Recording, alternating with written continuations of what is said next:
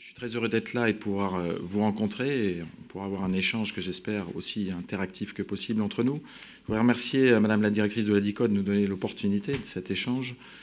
Et ce que je vous propose, c'est de commencer par une petite présentation et de vous décrire un petit peu mon parcours qui m'a amené jusqu'à la tête de la DRM donc début juillet. Et puis, je vous décrirai rapidement les missions, les moyens de la DRM, dans quel environnement on évolue, et puis les défis, les priorités qui nous attendent et qui constitueront aussi mes priorités pour l'année à venir, et puis en termes de stratégie pour l'évolution de la DRM dont je vous parlerai tout à l'heure. Moi, je n'ai qu'un support, qu'un slide, qui vous décrira l'environnement de la DRM tout à l'heure, mais bon, pour me présenter, puisque tout le monde ne me connaît peut-être pas dans la salle, donc je suis, comme vous le voyez, de l'armée de l'air.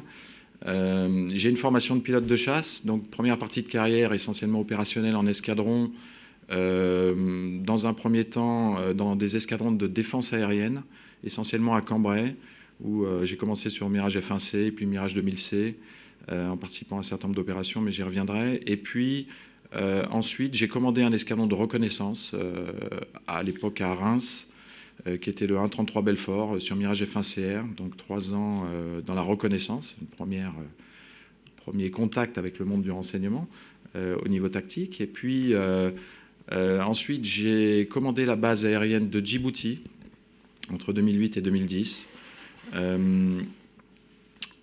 Et toute cette première partie de carrière, donc très opérationnelle en escadron ou sur des bases aériennes, a été entrecoupée de passages en état-major, comme c'est un peu la règle pour nous tous.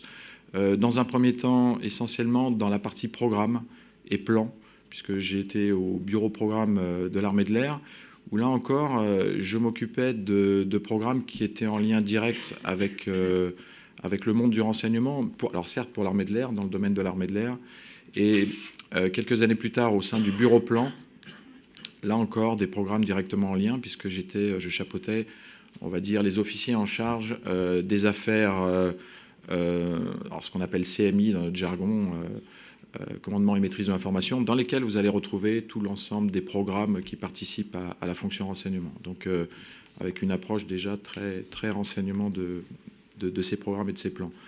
Puis j'ai passé 2 ans au sein de l'inspection, à la tête de la division inspection, de l'inspection des armées, qui est l'outil du CEMA, pour inspecter les unités qui relèvent directement de lui, dont l'ensemble des opérations, notamment toutes les opérations menées soit sur le territoire national, soit à l'extérieur du territoire national. Et puis 2 ans comme chef de cabinet du chef d'état-major de l'armée de l'air, puis 1 an comme général adjoint opération à Barkhane, dans le premier mandat, l'objectif était de passer de Serval, qui était une opération qui visait à porter un coup d'arrêt au groupe armé terroriste qui opérait au Mali. Et puis, à partir de l'été 2014, lorsque je suis arrivé, donc on est passé à l'opération Barkhane, qui régionalisait cette opération, partant du principe que les groupes armés terroristes ne se contentaient pas d'agir au Mali, mais débordaient largement sur les frontières, notamment du Niger et du Burkina Faso. Donc, mise en place de cette opération Barkhane avec le général Palasset. Puis 2 ans à la tête du CPCO, le Centre de planification et de conduite des opérations, donc commandement des opérations au niveau stratégique, ici à Balard, juste à côté. Et puis, donc, depuis le 7 juillet, comme l'a dit la directrice de la DICODE, donc à la tête de la DRM, où je suis arrivé avec donc le parcours que je viens de vous décrire. Et vous l'avez compris, donc je ne suis pas quelqu'un issu directement, comme c'est habituellement le cas, du monde du renseignement, et plutôt terrocentré d'ailleurs, quand vous regardez un petit peu un petit historique des directeurs de la DRM, mais plutôt avec un œil un peu neuf, issu du monde du renseignement, où j'étais finalement, pendant toutes ces années, un client de la DRM. Donc ce qui est notamment à la tête du CPCO, ce qui me donne au moins une bonne, voire une très bonne connaissance des dossiers de fond sur tous les théâtres. Et donc, restait pour moi, en arrivant à la DRM, à m'intéresser à comment ce renseignement est élaboré. Et c'est ce que je vais essayer de vous expliquer au travers des quelques mots que je vais vous dire sur la DRM, ses missions, ses moyens et à quoi exactement on sert. Donc, vous voyez sur ce slide, la DRM, c'est un peu moins de 2000 personnes, essentiellement, comme l'a dit la directrice, donc centrée sur le renseignement d'intérêt militaire, et c'est notre domaine de compétences. Du renseignement d'intermilitaire, j'ai une double tutelle, donc ce qui n'apparaissait pas forcément sur le slide que vous avez montré, mais j'ai une double tutelle. Je relève à la fois du chef d'état-major des armées, puisque je suis le service de renseignement des armées, donc travaillant directement au profit des armées, mais dans le spectre des missions qui me sont confiées, vous l'avez souligné, la DRM est là aussi pour éclairer les décisions qui sont prises au niveau politique. Donc, dans ce sens, nous participons à la préparation des différents conseils restreints de défense, bien évidemment, pour donner à nos décideurs tous les éléments nécessaires à la prise de décision. Donc, l'ADRM couvre un spectre de missions assez large qui va de l'appui direct aux opérations, on en a beaucoup parlé ici, en passant par l'anticipation. Alors, anticipation, c'est en fait permettre la prise de décision qui permettent de réorienter une action en cours. Donc là, l'horizon est plutôt de 6 à 18 mois. Et puis, si on veut regarder beaucoup plus loin, pour ne pas être surpris par une crise qui pourrait subvenir, on appelle ça la veille stratégique. Donc là encore, la DRM y a toute sa part, puisque nous sommes chargés aussi d'orienter nos capteurs pour surveiller tous les foyers de crise potentiels et de manière à ne pas être surpris par ces crises qui pourraient survenir. Donc, pour en revenir directement à ce slide, vous voyez 3 cercles là autour. Bon, la DRM est au centre, hein, je vous dis ça à vue de la DRM, hein, d'autres vous présenteraient les choses différemment. Mais la DRM, dans son contexte et son environnement, bah, c'est résumé sur cette planche. 3 cercles.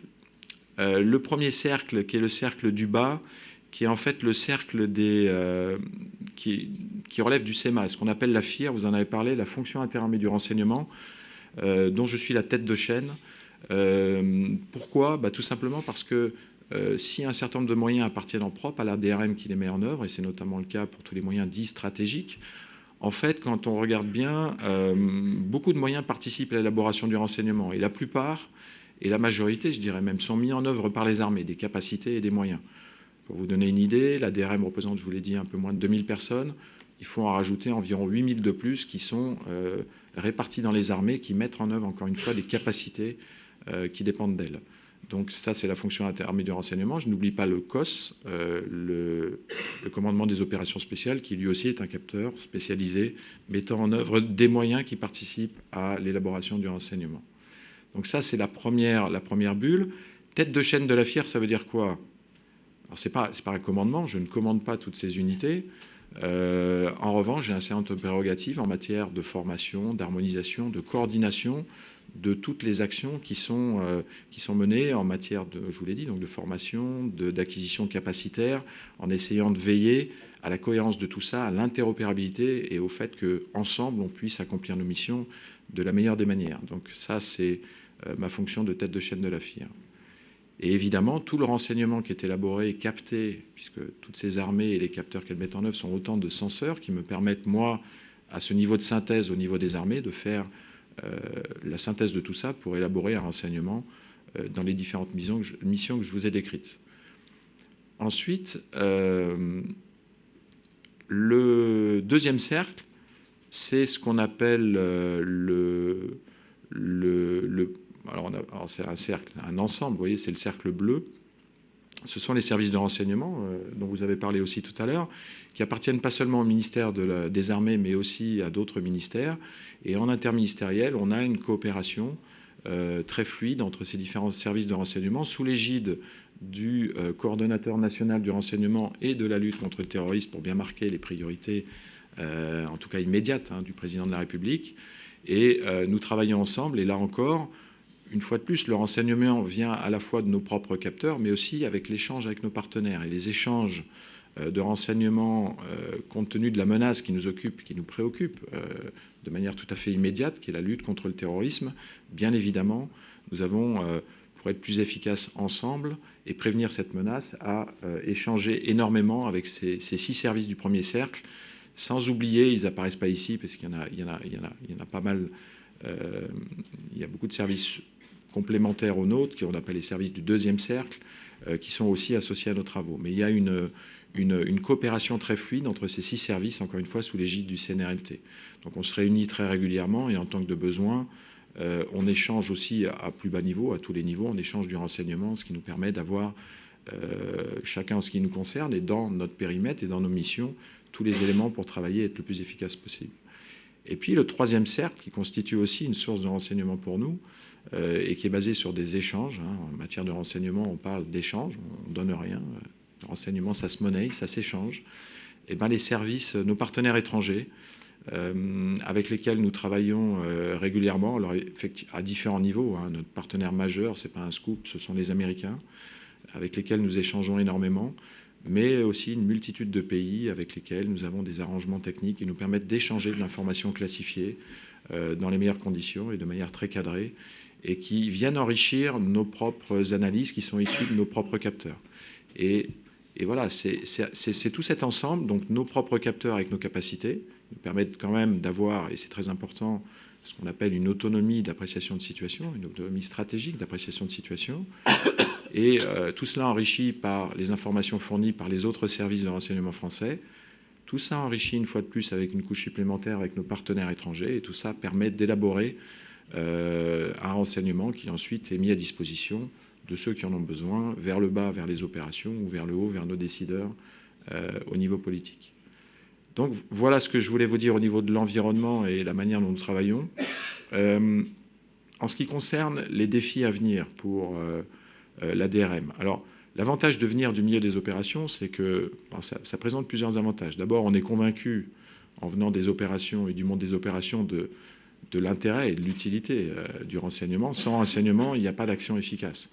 Alors j'en étais persuadé, je ne le dis pas maintenant que je suis à la tête de l'ADRM, je le disais déjà lorsque j'étais en opération, quand j'étais général adjoint opération à Barkhane dans le Sahel, je le disais et je le répétais encore lorsque j'étais à la tête du CPCO, donc j'en suis convaincu, je l'ai toujours dit, et maintenant que je suis à la tête de l'ADRM, bien évidemment je ne vais pas dire le contraire, c'est quelque chose qui est primordial. On agit, comme je vous l'ai dit, sur l'ensemble du spectre, avec les opérations, mais aussi éclairage du niveau opératif et du niveau stratégique au niveau politique. Et là, un certain nombre de défis s'offrent à nous. L'avantage, j'ai fait le tour, maintenant ça fait 5 mois que je suis au sein de l'ADRM, je me suis surtout attaché à voir avec cet œil un peu détaché, puisque je ne suis pas issu du monde du renseignement, mais avec un œil malgré tout très opérationnel, de regarder un petit peu, avec les moyens qu'on avait, quels étaient les axes d'effort pour les années à venir et les défis qu'on devait relever. Alors j'en ai identifié plusieurs. Le premier étant, je vous l'ai dit, avec la création du CNRLT, on voit bien quand même, et c'est légitime, on a une préoccupation immédiate qui est la lutte contre le terrorisme. Malgré tout, ce n'est pas la seule mission de l'ADRM. Et on sait tous qu'on a toujours tendance à focaliser sur la menace principale, mais on ne doit pas oublier les autres missions. Et l'anticipation et la veille stratégique restent, à mon sens, des choses qui doivent continuer à rester dans le scope de l'ADRM. Et toute la pédagogie dont je dois faire peur aujourd'hui, c'est de faire comprendre aux uns et aux autres qu'on doit préserver ces équilibres entre veille stratégique, appui aux opérations et lutte contre le terrorisme. Donc, encore une fois, on nous reprochera de ne pas avoir vu venir une crise, même si on se justifie en disant qu'on avait mis tous nos capteurs centrés sur la lutte antiterroriste. Donc ça, c'est un vrai défi. Il faut arriver, parce que c'est du temps plus long, et il faut arriver à préserver ces équilibres. Donc ça c'est un combat de tous les jours.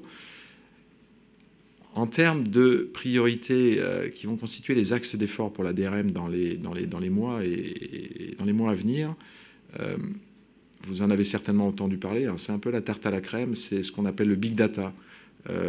On a très longtemps focalisé sur les capteurs, parce que les capteurs, ça parle à tout le monde, un satellite, un avion, un bateau avec des senseurs, des capteurs, ça c'est facile à comprendre. Et puis surtout, c'est très visible. Donc il y a des programmes, on améliore sans cesse nos capacités, et on a des capacités qui sont excellentes, qui sont reconnues à l'étranger. En revanche, aujourd'hui, le revers de la médaille, c'est qu'on est submergé de données avec des capteurs toujours plus performants, des tuyaux toujours plus gros, qui nous déversent des quantités de données dans nos bases de données qui seront de plus en plus difficiles à exploiter si on ne prend pas un certain nombre de précautions. Alors on parle... Et c'est vrai, on voit arriver une augmentation exponentielle de ces données à traiter, recueillies, issues à la fois de nos capteurs, mais aussi de nos échanges avec les étrangers, qui eux-mêmes nous déversent des données dans nos bases de données. Et comme on développe aussi ces échanges, vous voyez que tout ça va dans le sens d'une explosion du nombre de données à traiter. Et si on ne fait rien, alors je ne suis pas... Bien évidemment, on l'a vu dans les travaux de la revue stratégique, l'importance du renseignement a été soulignée. Malgré tout, je ne suis pas naïf, je n'aurai pas une augmentation exponentielle des moyens humains consacrés à l'exploitation des données. Donc il faut trouver d'autres moyens pour ne pas être submergé par ces données. Et ces moyens, ce sont des moyens basés sur l'intelligence artificielle. Et c'est, j'allais dire, ma priorité pour les années à venir. Encore une fois, si on ne fait pas effort dans ce domaine-là, on sera rapidement submergé par les données et non seulement on ne sera pas plus efficace, mais on risque de l'être même encore moins, puisque l'information utile risque d'être noyée dans une masse d'informations qu'on n'arriverait pas à traiter. Donc ça, c'est une démarche qui a déjà été engagée, sous l'égide d'ailleurs d'une impulsion qui a été donnée au niveau du ministère, et on s'inscrira dans cette démarche, et il faut vraiment faire effort là-dessus, et on va faire cet effort, et c'est ma priorité, vraiment ma priorité numéro 1 dans les années qui viennent. L'autre priorité, elle est un peu plus technique, elle concerne les réseaux.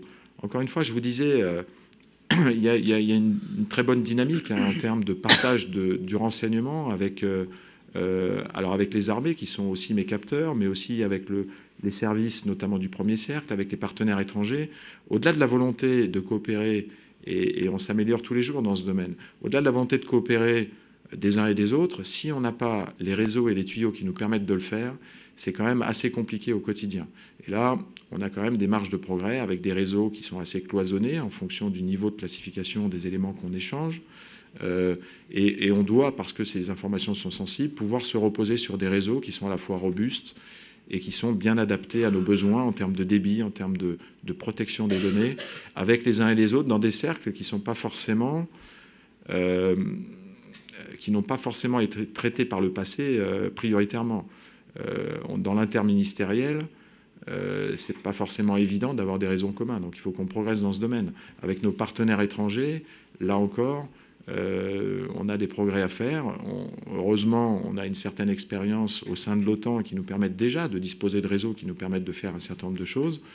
Maintenant, encore une fois, au-delà de la volonté de le faire, si on n'a pas les outils pour le faire, et les réseaux constituent ce vecteur indispensable de liaison entre les uns et les autres, entre nos différents partenaires, on aura du mal à progresser dans ce domaine. Donc là, c'est un effort qui est fait, qui est engagé, qu'on va poursuivre et qui constituera, là encore, une priorité pour moi dans les années qui viennent. Donc je vais pas trop parler. Là, voilà, brièvement décrit les missions, les moyens et mes priorités pour les années à venir. Et je préfère qu'on ait un petit échange de manière un peu plus interactive. Et puis, je vais vous laisser poser des questions et je suis prêt à y répondre dès à présent.